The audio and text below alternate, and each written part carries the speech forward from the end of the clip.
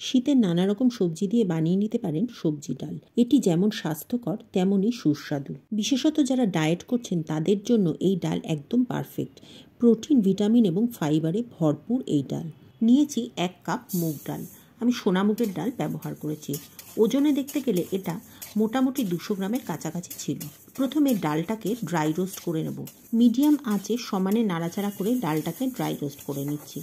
মুগ ডাল ভেজে নিলে মুগ ডালের খুব সুন্দর একটা ফ্লেভার তৈরি হয়। দেখুন ডালটা ভাজা হয়ে গেছে। আমি দেখিয়ে দিচ্ছি ডালটা ঠিক এরকম ব্রাউন হলে এবার এটাকে নামিয়ে ভালো করে ধুয়ে নেব। নিয়ে নিয়েছি একটা পাত্রের মধ্যে। এবারে ডালটাকে খুব ভালো করে 2-3 বার জল পাল্টে পাল্টে ধুয়ে নিতে হবে।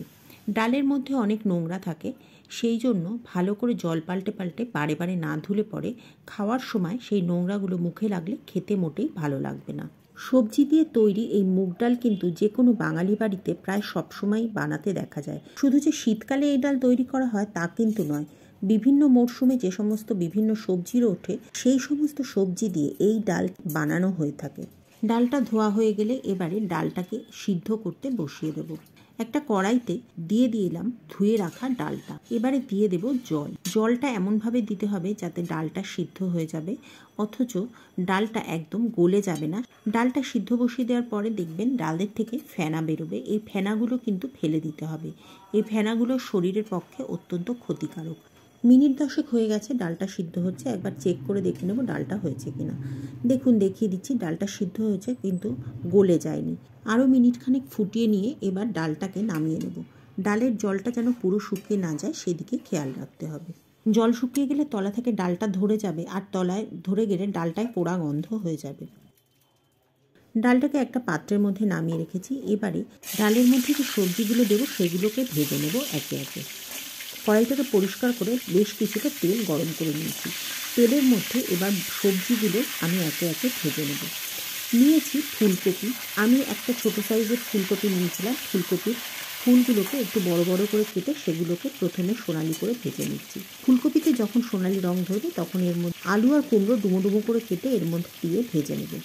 আমি 3টে ছোটো সাইজের আলু নিয়েছিলাম আর 150 গ্রাম মতো কুমড়ো নিয়েছি। কুমড়ো আর আলুটা ভাজা হলে তারপরে এর মধ্যে বাকি সবজিগুলো দেব। 2-3 মিনিট কুমড়ো আর আলুটা ফুলকপির সাথে খুব ভালো করে হাই ফ্লেমে ভেজে নিচ্ছি। এবারে এর মধ্যে দিয়ে দেব গাজর, বিনস আর শিম। আমি 5-6টা শিম নিয়েছিলাম, শিমটা অর্ধেক করে কেটে নিয়েছি। একটা বড় সাইজের গাজর নিয়েছিলাম, সেটাকেও কেটে নিয়েছি পাতলা পাতলা করে। আর 8 থেকে 10টা মতো বিনস নিয়েছিলাম, সেগুলোকে একটু বড় টুকরো করে কেটে নিয়েছি। সমস্ত সবজিগুলো ভাজা হয়ে গেলে এবারে একটা পাত্রের মধ্যে সবজিগুলোকে তুলে নেব। আমাদের রেসিপিগুলি আপনাদের কেমন লাগছে কমেন্ট করে অবশ্যই জানাবেন। ভালো লাগলে একটা লাইক করে শেয়ার করে দেবেন। আর যদি চ্যানেলে নতুন হন তাহলে চ্যানেলটি সাবস্ক্রাইব করে পাশে থাকা বেল বাটনটি ক্লিক করে দেবেন। এতে সমস্ত ভিডিও নোটিফিকেশান আপনার কাছে পৌঁছে যাবে। এদিকে দেখুন সবজিগুলো আমি সমস্ত একটা প্লেটের মধ্যে তুলে নিয়েছি। এবারে অবশিষ্ট তেলের মধ্যে ফোড়ন দেব।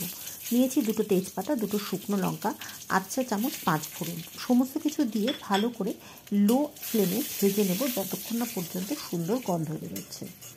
যখন সুন্দর গন্ধ বেরোবে তখন এর মধ্যে 1 চামচ মতো আদা আমি দিয়ে দেব। আদাটা আমি গ্রেটারে গ্রেট করে নিয়েছি, তবে আদা বাটা দিলেও কোনো অসুবিধা নেই।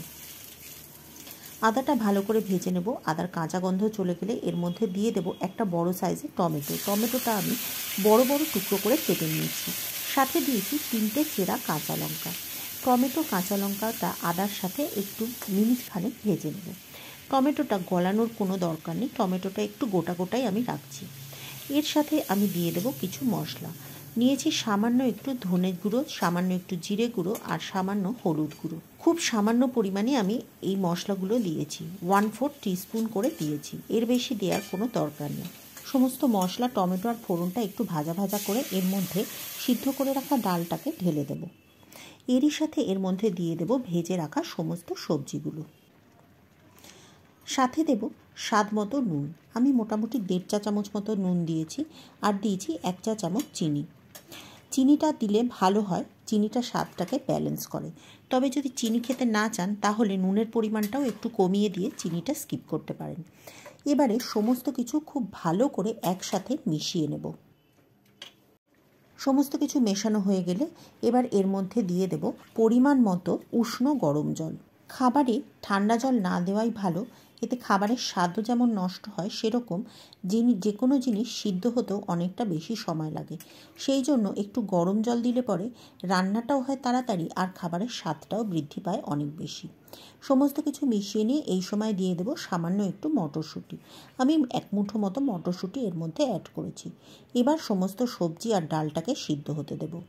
প্রথমে ডালটা কম সিদ্ধ করার এই কারণটাই এটা যে সবজির সাথে আরও একবার ডালটাকে সিদ্ধ করা হয়। মিনিট 10 ফুটিয়ে নিলেই দেখবেন সবজি আর ডাল সব কিছু খুব সুন্দরভাবে সিদ্ধ হয়ে গেছে। ডালটা তৈরি হয়ে গেছে। এবার ডালটাকে নামিয়ে নেব একটা পাত্রের মধ্যে। যদি মনে করেন এই সময় সামান্য একটু গরম মশলার গুঁড়ো দিতে পারেন, তবে আমি গরম মশলার গুঁড়ো ব্যবহার করি না। গরম গরম ভাতের সাথে তো বটেই, রুটির সাথেও এই ডাল খেতে অত্যন্ত সুস্বাদু লাগে। অবশ্যই একদিন বাড়িতে ট্রাই করবেন আর ভালো লাগলে কমেন্ট করে জানাবেন আপনাদের কেমন লেগেছে। এই ডালটা আমি সার্ভ করেছিলাম বাঁধাকপির পাতার বড়া দিয়ে। ভিডিও লিঙ্কটা ডেসক্রিপশন বক্সে দেওয়া থাকবে, চাইলে দেখে নিতে পারবেন। ওপরে আই বাটন ক্লিক করেও দেখতে পারবেন। তাহলে আজ এ পর্যন্ত। পরের দিন আবার দেখা হবে নতুন রেসিপি নিয়ে, নতুন ভিডিওতে। ততদিন সকলে ভালো থাকবেন আর সুস্থ থাকবেন।